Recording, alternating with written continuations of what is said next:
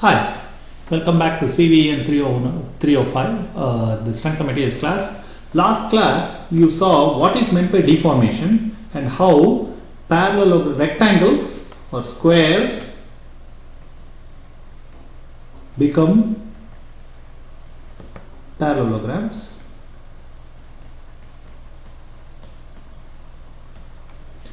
Triangles, right angle triangles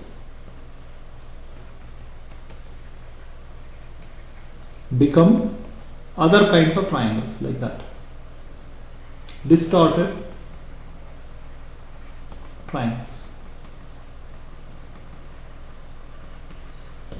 So I have to add the caveat, it is sufficiently small.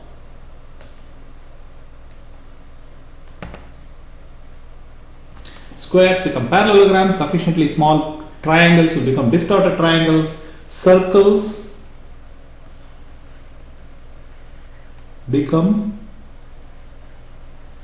ellipses. So if I draw a circle, it will become an ellipse. Okay, so if I start out with x squared plus y squared equal to 1, it will become x squared over a squared plus y squared over b squared equal to 1, like that. So that's a particular kind of circle has become a particular kind of ellipse. Okay, so we want to be able to quantify how much things have distorted. So we are now in the stage of quantification of deformation. Quantify how much something has distorted.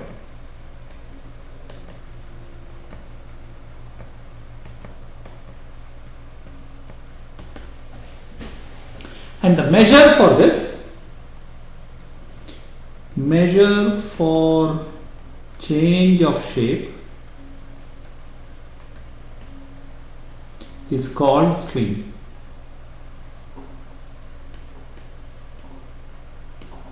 So technically strain means some measure of change of shape, not change of orientation, that is usually called rotation, but it has to change shape, and we will talk a little bit more about this. So this is what we mean by strain. Okay, so that's question number 1. Question number 2 we are going to answer is how many different kinds of strain are there.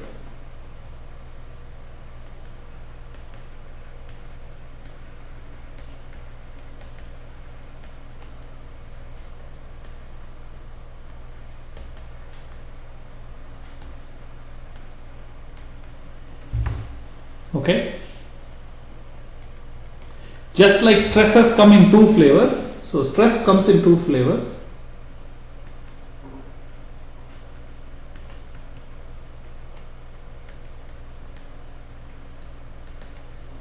So there was normal stress and there was shear stress, right? Same way, strains come in 2 flavors.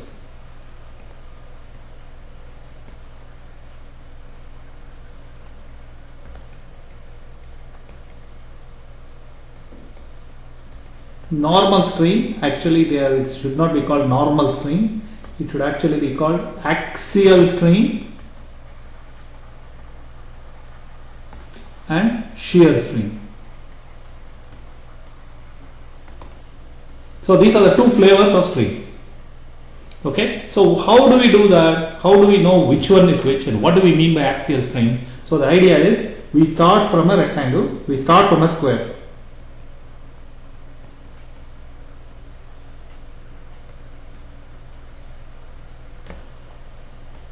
So here is our square. Okay, A, B, C, D. First thing we are going to do is we are going to stretch it.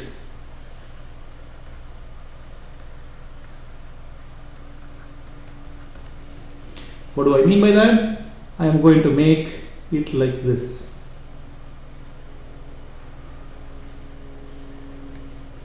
A, B, C, D.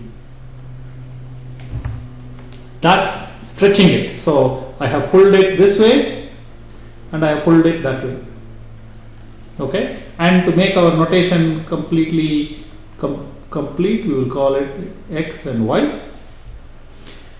Our next thing is to make it, so this deformation is called shearing.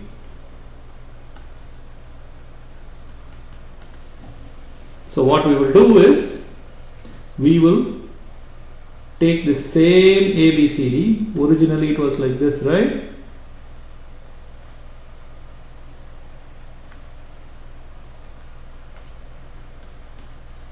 And we are going to shear it. What I mean by that is, we are going to take this point and move it that way. So it's going to do like that.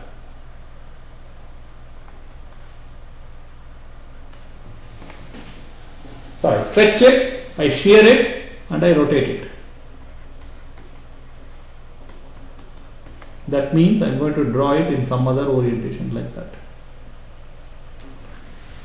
So any change in shape can be broken up into stretching it, which will convert a rectangle into a square into a rectangle, which is of exactly the same orientation. Then we will shear it, which will convert a rectangle into a parallelogram. Okay, and then we are going to rotate it, which will reorient the parallelogram. So this one is not related to strain because it does not change the shape, it just changes the orientation. So what we are interested in is only the stretch part of it and the shear part of it. So our definition for strain is the following. So let us call this A prime, B prime, C prime, D prime. So our definition for strain is the following. We will AB minus capital AB is how much we have stretched it, divided by capital AB, is called axial strain in the X direction.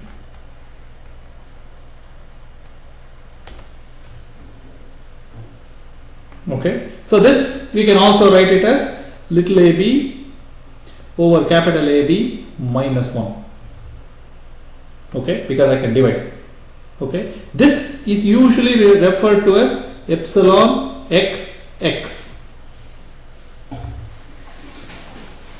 What is the notation? This is the line, this is the direction of the stretch. This is the movement. So first index is line, second index is movement. Okay, so it's called line movement or move the line.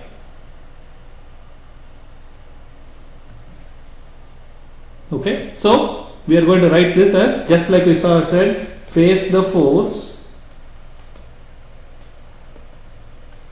We will define move the line. So movement tells me which way it's going, and which line it is told by the second index. So move the line. So when I write epsilon xx, it means I'm going to move the x line in the x direction. But it's not just translation, it is stretching. Okay, so same way I'm going to define AD over capital AD minus 1 as epsilon YY. Can you see that? Why it's called epsilon YY? Because the line is the Y direction line and the movement is in the Y direction. So move the line. So the first index tells me which way I am moving, second index tells me which line I am talking about. So epsilon YY means move the Y line in the Y direction. Move the line. Okay, so the last one is actually quite interesting. if this angle is theta, so this is B, the shear deformation measure is called gamma xy. Notice the change in notation, we call it gamma xy, and that is d prime over a prime d. Okay, this is, if I look at this angle, it is tan theta. So notice, let us see if it is consistent with our notation. X tells me the direction of motion. Can you see? d prime is that way in the x direction, and the line is the y line. Can you see that? If I take the y line and move it in the x direction, it will give you shear, keeping everything else constant. It is shear. That makes sense to you? So let us repeat. We now have defined three kinds of strain, or three different strains for a rectangle. The first one is epsilon xx, which is change in length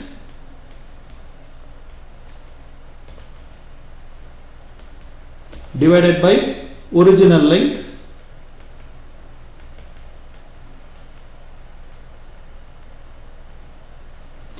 in the x direction.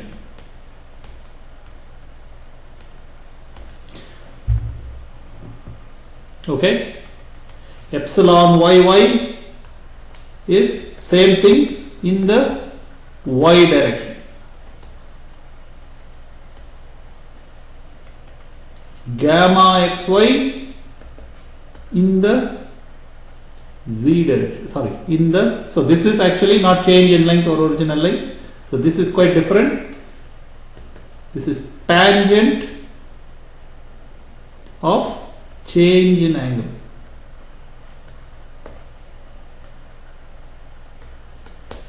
Notice how these two things are quite different from the third one. Okay, so these are the three types of strain. Okay, so now you can do quite a lot with it.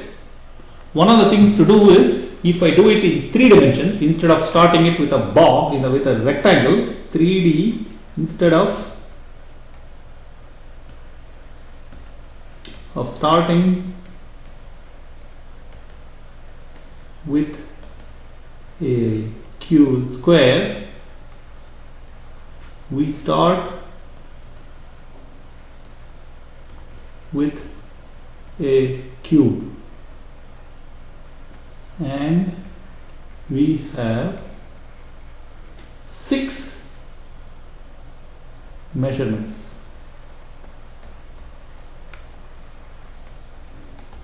What are those? Epsilon xx, epsilon yy, epsilon zz. This is, I start with a cube like that, and I make it into a cuboid.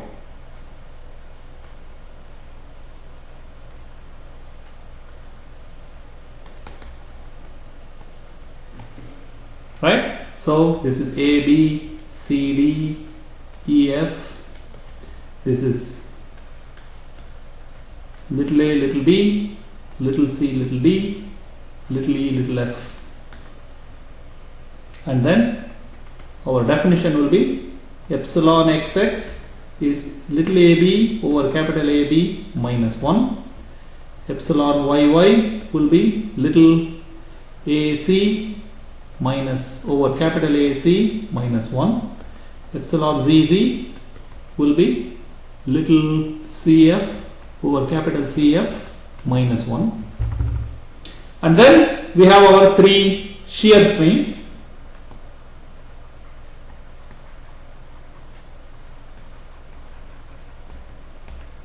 Epsilon xy, gamma xy,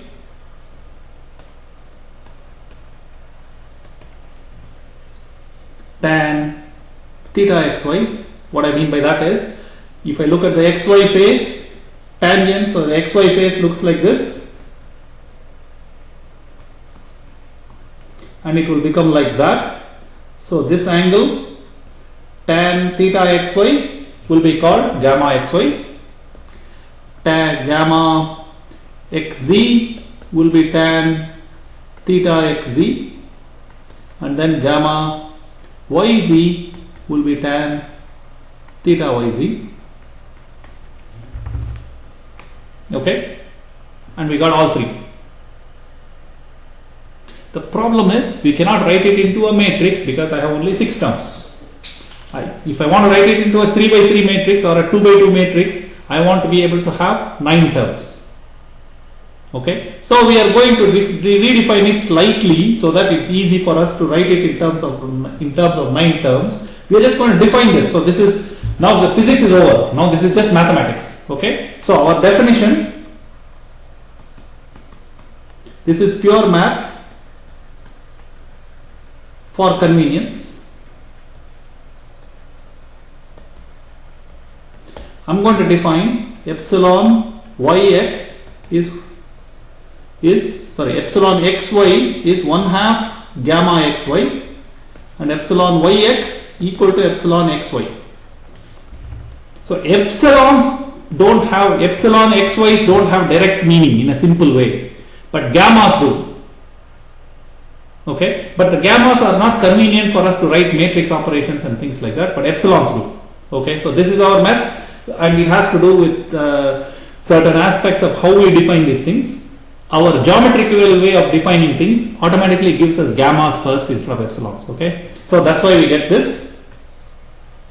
Then that is epsilon xy, epsilon xz will be 1/2 gamma xz, and epsilon zx will be epsilon xz. So our matrix will look like this. Epsilon xx equal to delta Lx over Lx. Epsilon yy will be equal to delta Ly over Ly. Epsilon zz will be equal to delta Lz over Lz.